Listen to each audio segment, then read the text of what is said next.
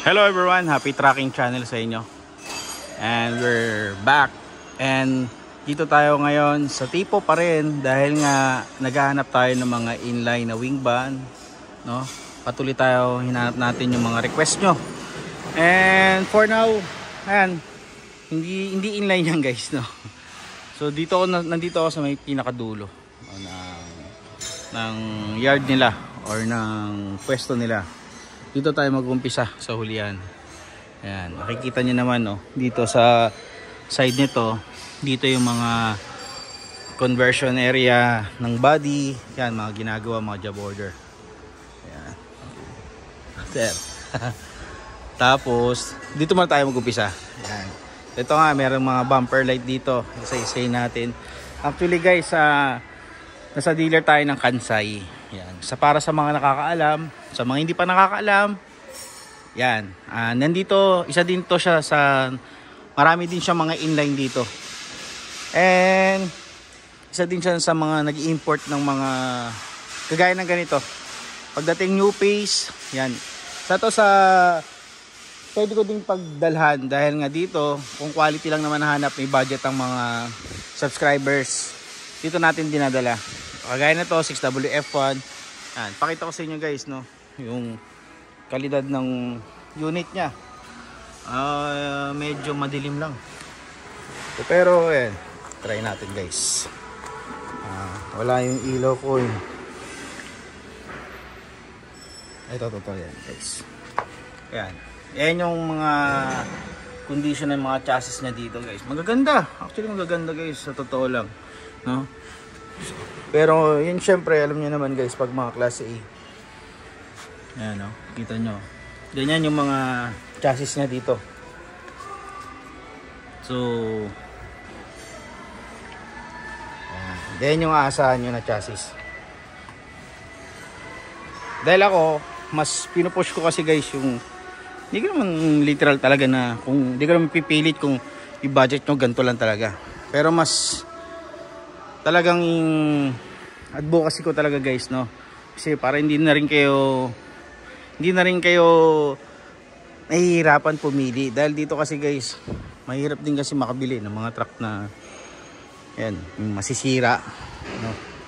Well, depende pa rin yung guys kung gaano kaganda ang truck, gaano kaganda ang kondisyon, nasa driver nyo pa rin yan. Gaganda, oh. 601. Pero nga, yan. Ang hanap kasi natin mga F1. Ito, ganda rin. Oh. Original molye. Pero single differential. Ito 6WF1 yan.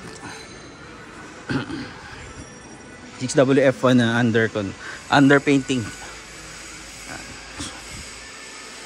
CRDI. Hanap tayo dito ng mga yung inline at 10-wheeler, no? Ito 10-wheeler to. Ano kayang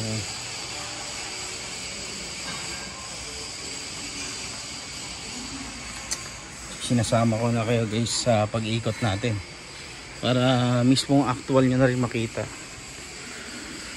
Nakaraan kasi guys, naghanap din tayo. Talagang wala lang din talaga yung mga F1 na inline. Napakadalang.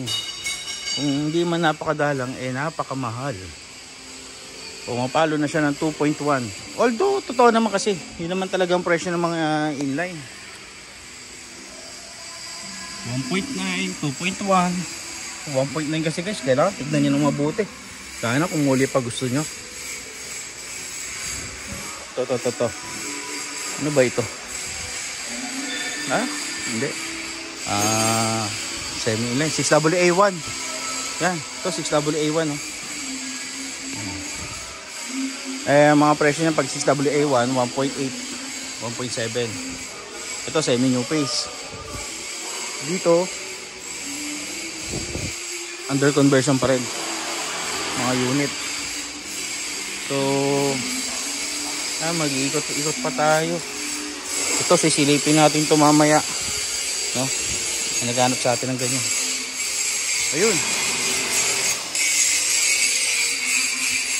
Ito, inline.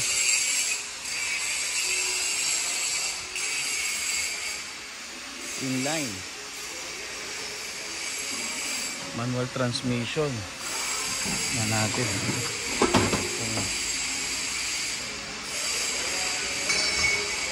Airbag, single differential, pero steel flooring.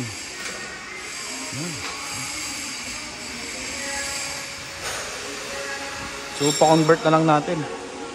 Yun lang guys. So maraming salamat. With Tracking Channel everyone. Thank you, bye bye and God bless.